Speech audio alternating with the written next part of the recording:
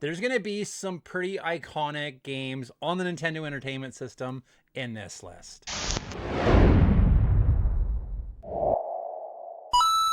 Welcome back to another 10 games in my NES collection. In this video, we're going to take a look at a couple that are pretty incredible, a few that are right up my alley, and a couple that are just your average game kind of in the collection. Game number 131 in my NES collection is going to be Ski or Die. Now this one came out in 1990, and I remember renting this and thinking it was going to be so cool. As someone that grew up in the foothills of the Rocky Mountains here in Alberta, skiing and snowboarding was something that was ingrained in me from a pretty young age. I can remember seeing this one in the rental store and thinking this is kind of meant for me to play it. This one is in that same series as those first two Skate or Die games.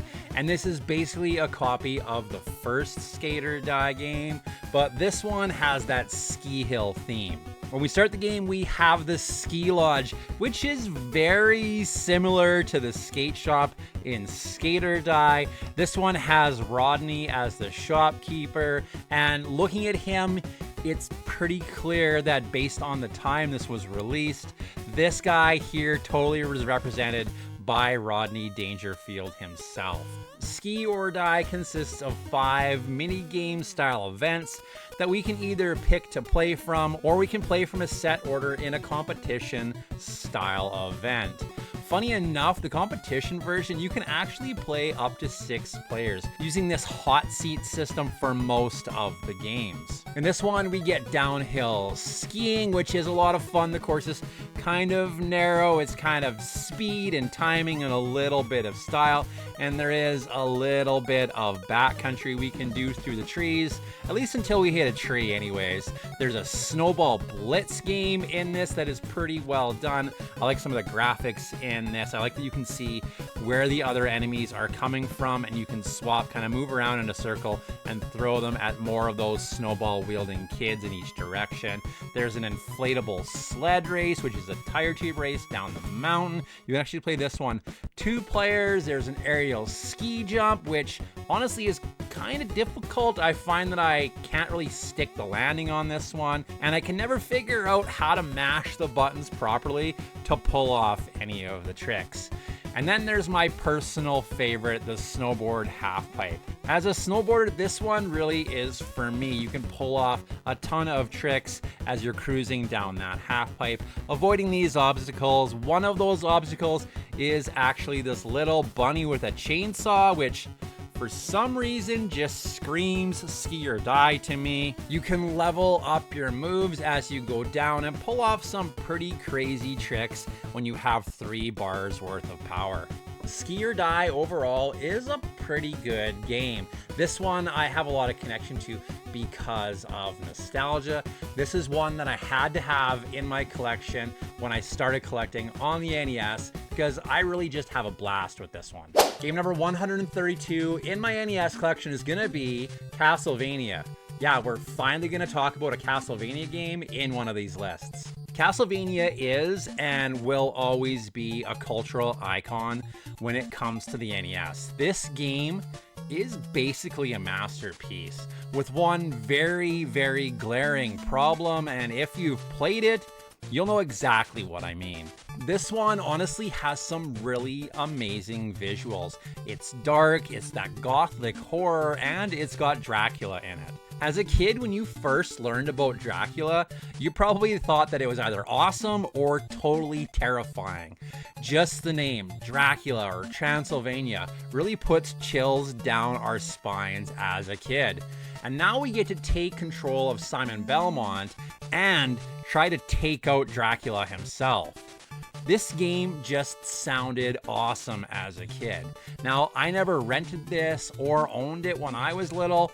Honestly, I'm kind of glad I didn't, because I think I would have liked it a little less than I do now if I had actually played it as a kid. The monsters in this one are really cool looking. It's got all of those classic monster movie characters in it, from mummies to Frankenstein, and it just looks and sounds so cool. I mean, that is until we come across that glaring issue I mentioned earlier, which is the knockback. As a kid, I would have hated this. I'm glad I didn't play this series as a kid, because now I know about the knockback and how bad it is, and at least I can deal with it as an adult.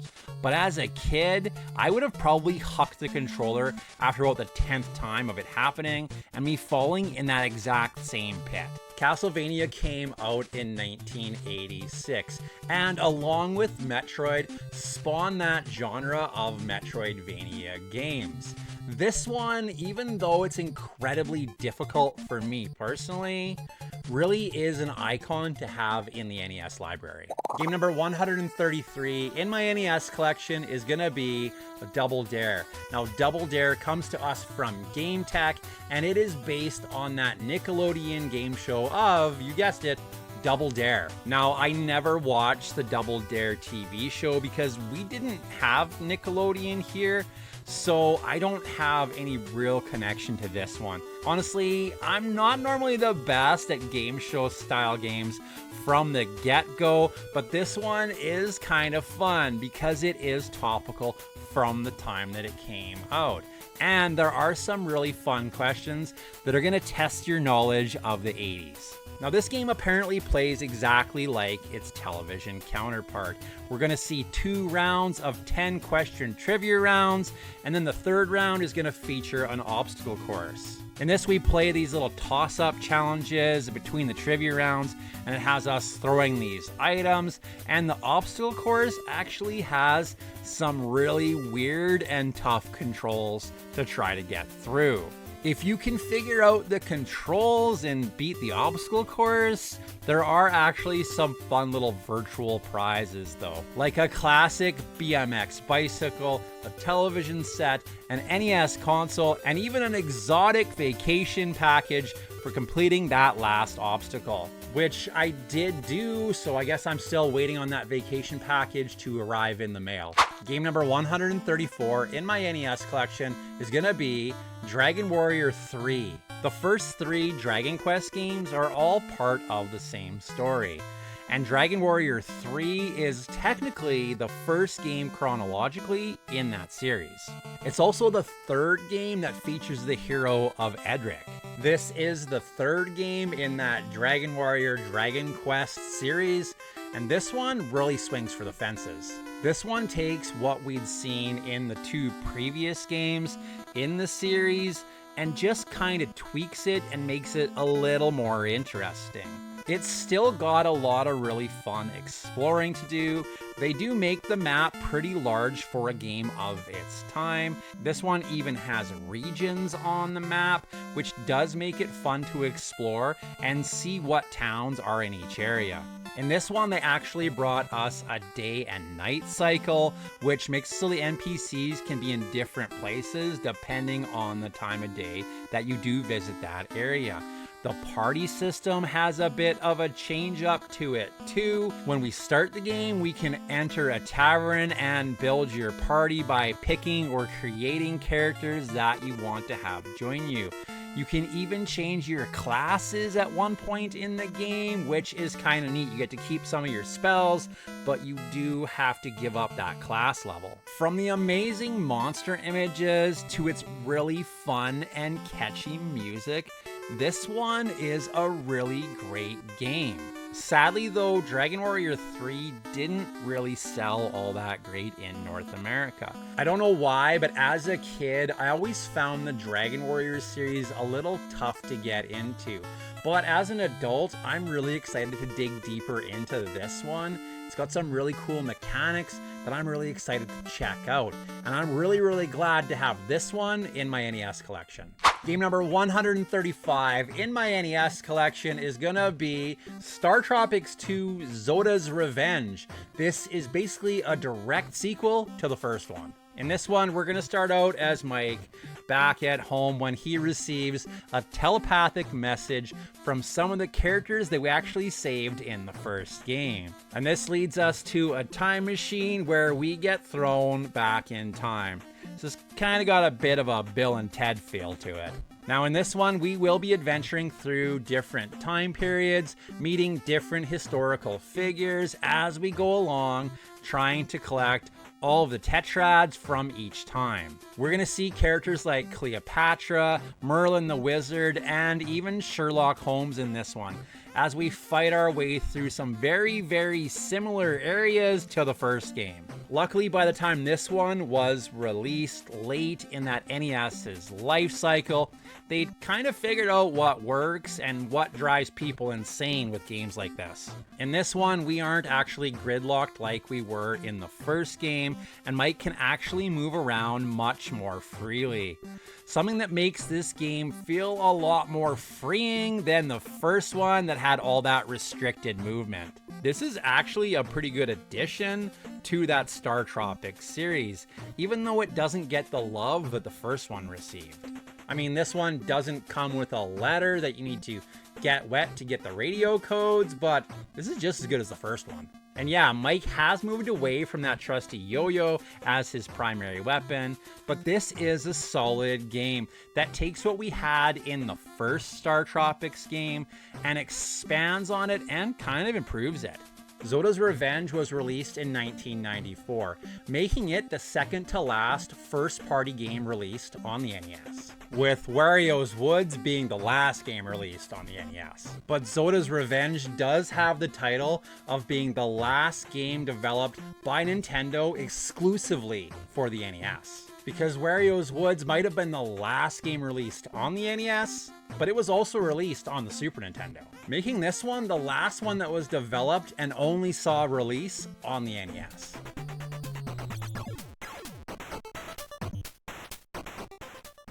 Game number 136 in my NES collection is gonna be Greg Norman's Golf Power. Greg Norman's Golf Power is a golf simulator game developed by Gremlin Interactive for the Nintendo Entertainment System and published by Virgin Games in 1992. Now this one holds the title of being the final golf game that we saw published on the NES. For those of you that don't know, Greg Norman is an Australian former professional golfer who actually spent 331 weeks as the world's #1 in the 80s and the 90s. This one is an interesting looking one. It starts out with a cool looking intro screen, and it does have a course creator. In this one, they changed the swing bar from what we'd seen in some of the other golf games on the NES that actually kind of worked. In this one, I'm holding the button down, and then I'm letting it go, and then I'm hitting it again to get an S, a C, or an H for my shot, which I guess would work well if it meant I could use a hook or a slice to get the ball to go kind of where I wanted it to be. But when you don't really know what you're doing in a game like this, it just means the ball goes wherever it wants. In this one, like some of the other golf games on the NES, I don't really understand why there's no music. Yeah, I get it, it's golf, a hush falls over the crowd, but I mean, come on, this is an NES game that I'm playing in my living room. Give me some tunes so I don't go insane. This one is just another golf game in the handful of golf games we did see on the NES. I like that it does have that course designer in it. This is a feature that I would have really liked to see in a game like NES Open Tournament Golf. But with the gameplay in this one, it just doesn't really work for me. The controls are kind of weird, and it's got some really strange menus to it that just make this one fall flat. It is neat that it's the last golf game we saw on the NES, but it's also probably the worst golf game that we saw on the NES. Game number 137 in my NES collection, we're gonna have another snowboard game on the Nintendo with Heavy Shreddin'. Heavy Shreddin' was released in 1990 and comes to us from Imagineering. Now, that's the same company that brought us the 3 very mediocre Bart Simpson games on the NES. They also brought us Swamp Thing and Barbie. So they didn't really have the best track record when it came to putting together some great games on the NES. Now, with that being said, Heavy Shreddin' is actually a pretty solid snowboard game for the Nintendo. Yeah, the graphics aren't that great, but the gameplay is actually pretty good, especially when we look back on this as a game that came out at a time when the sport of snowboarding was brand new, and a lot of people on the ski hills were actually against it even being allowed on the slopes. The skiers, we try and keep them separated, but the snowboards come down the slopes, and they'll go right in between the skiers, and we'll kick them off, and they'll just lip us off. And most of them have no brakes on them. So nobody is allowing them on any of the mountains around. Some of them have had a little bit to drink, and smart Alex. I think the major problem with the snowboards is that they run into people. You know, they can't see behind them, and when you get skiers and snowboarders together on a run, you're looking for trouble. In this one, we're going to be shredding down 3 different mountains, each with 3 different courses that get increasingly difficult as we go. The first is the Novice, which is marked by the circle. The second is Intermediate, marked by a square. And just like on the ski hill, the third one is Expert, and it's going to be marked by a diamond. The controls in this can definitely be pretty stiff sometimes, and it absolutely is going to make it difficult to avoid some of those obstacles in some of these areas. Some of the terrain in this requires some pretty precise button presses to make it through those jumps, and overall this game is definitely NES hard. Luckily, there is a code for this one. If you press left, A, B, and start, you do get 99 lives, which is a pretty big upgrade from the 4 lives we start with originally in this one. With this code, we can also pick what mountain and what level we want to attempt, which is pretty cool. This makes it so we can actually experience this game and all the levels and courses it actually does have to offer. These levels consist of downhill sections, there's some slalom sections, there's a half pipe section that you can perform all sorts of tricks in, there's some moguls we get to bounce through, and then there's even this backwoods section at the end of the levels where we're just kind of trying to survive. Now, maybe it's because I do have that connection to snowboarding from my youth, but for the name alone, this is a fun one to have in the collection, to throw in the system and just crash into some trees in. Hey, new Nintendo game, Heavy Shreddin', hot snowboard action. Sure. The Widow Run, yow! Shredding the half pipe, rocket air! Yo! Totally vertical! Yahoo! Hand plant, awesome! Kamikaze snowboarder, yo! I'm carving this baby! The new Heavy Shreddin' game for your Nintendo Entertainment System. It is hot! Game number 138 in my NES collection is gonna be Where in Time is Carmen Sandiego. This is another one in that line of Carmen Sandiego educational video games from back in the day. Now, I never played this one as a kid. Honestly, the closest I got to an educational game when I was a kid was Mario is Missing, and I'm pretty sure some of the facts in that one are actually the opposite of educational. In this one, Carmen Sandiego and her vile henchmen are out to cause a ruckus through the timeline, and it's our job as a time cadet to track them down and bring them to justice. Just like in the Where in the World is Carmen Sandiego game, in this series that was probably on every Mac computer in your school library, we're going to be working with the Acme Detective Agency, and with our portable Chrono Skimmer time machine, we're going to be jumping from different times and different locations. This one sends us on a chase after those criminals. We're going to be using scans and clues until we can finally acquire a warrant, and then we can use our capture bot to arrest those vile henchmen. This one actually came with a big box format that would have had an encyclopedia included in it. The fact that we had all of those mail-away Random House encyclopedias in our house already that I didn't want to read as a kid probably helped me shy away from this one. Where in Time is Carmen Sandiego did come out on a ton of different platforms. The Apple II, the Amiga, the Commodore 64, the Macintosh, those IBM PC compatible computers, the Nintendo Entertainment System, the Sega Genesis, and even the Super Nintendo. Meaning that from the time this game was released in August of 1989 up until January 21st, 1990, the game had sold more than 100,000 copies. This title was considered the best-selling software during the 1989 holiday season, which I guess means I kind of missed out on it back then. Game number 139 in my NES collection is going to be Kid Nikki Radical Ninja. Kid Nikki the Radical Ninja is known in Japan as Kaketsu Yakimaru and is a 1986 platform video game from the arcades. Initially released only in Japan, it was later released internationally by Data East in 1987 for the Nintendo Entertainment System.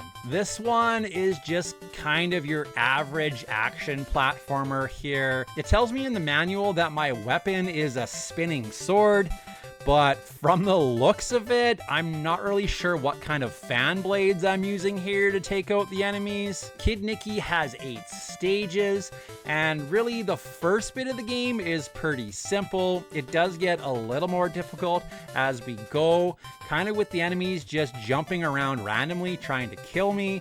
Between the jumps and the random bubbles that try to take me out, it can get a little frustrating for sure as we get deeper into this one. There are some other weapons we can pick up in this game, but only for a little bit before we're back to our engine fan blade attack here. I just don't know about this one. The jump is kind of floaty, and it can get kind of frustrating trying to make these jumps because of that. Some of the bosses are kind of interesting, but when you hit them, your weapon like flies across the level and you have to run back over and get it.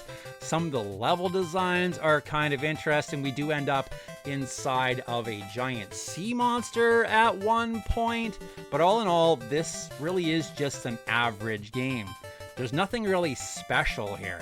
In Japan, there was 2 sequels that are better than the original outing we see here, but sadly, we didn't get to see those in North America. So I guess this one's just gonna have to be another average action platformer in my collection. All right, game number 140 in my NES collection is gonna come in with a ferocious knockout punch with Mike Tyson's Punch-Out. Now, when we look back, most of us are probably going to associate Punch-Out with the Mike Tyson version that we saw on the NES in 1987. But originally, this was an arcade game before its time on the NES. Released by Nintendo in 1983 and 1984, this arcade one was the version with that green wireframe boxer that we controlled, and it only actually had 6 opponents, and we would just end up looping through those until we lost or ran out of quarters. There was even a Super Punch-Out arcade after that before we saw that one that so many of us remember on the NES. Now, looking back, you have to remember that we didn't have UFC or those mixed martial arts back then. Most of the time, if it was a martial art, all of us kids just assumed it was ninjas based on what we'd been inundated with from games and movies. But boxing back then was something a little different, with hit movies like the Rocky series bringing boxing into our living rooms with those movies of the week. On a Sunday, the name of Mike Tyson started filling our ears as he basically walked through opponents and made waves in the boxing world. Honestly, the best way they could have ever sold Punch-Out on the NES was to include Mike Tyson. And they did that not only with his name on the box and his image on the cover, but with him as that menacing, almost unbeatable final boss of the game. Punch-Out really is just a memory game. Learn each boxer's moves and have the reaction time fast enough to avoid getting pummeled by them until you can knock them down enough to win the match. This game is iconic on the NES. Little Mac is that character that all of us loved playing as. That little underdog that we all felt like as a kid, with our teachers and our parents all being bigger than us, much like the opponents that we're going to be facing in this game.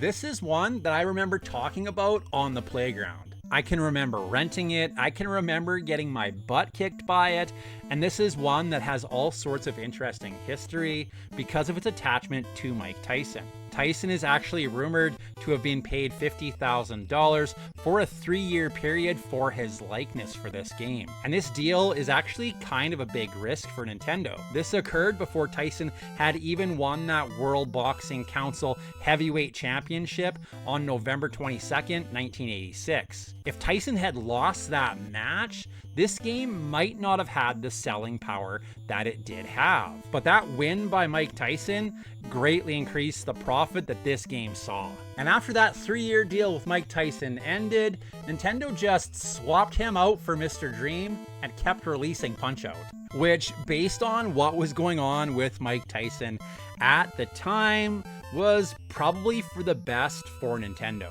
Now, there is a sequel to Punch-Out with Power Punch 2.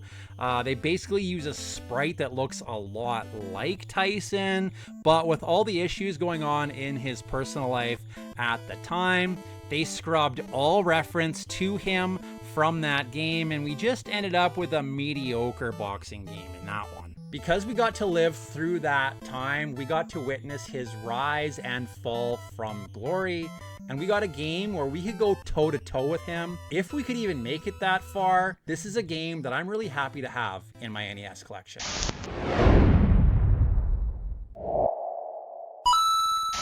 Power, power, power. Now, you are playing with power. Punch-Out by Nintendo. 11 world-class contenders. Take them down with your controller, beat them all, and you've got a shot at Tyson's title. Power. But for that, you've got to beat Mike Tyson. Mike Tyson's Punch-Out from Nintendo. Now you're playing with power.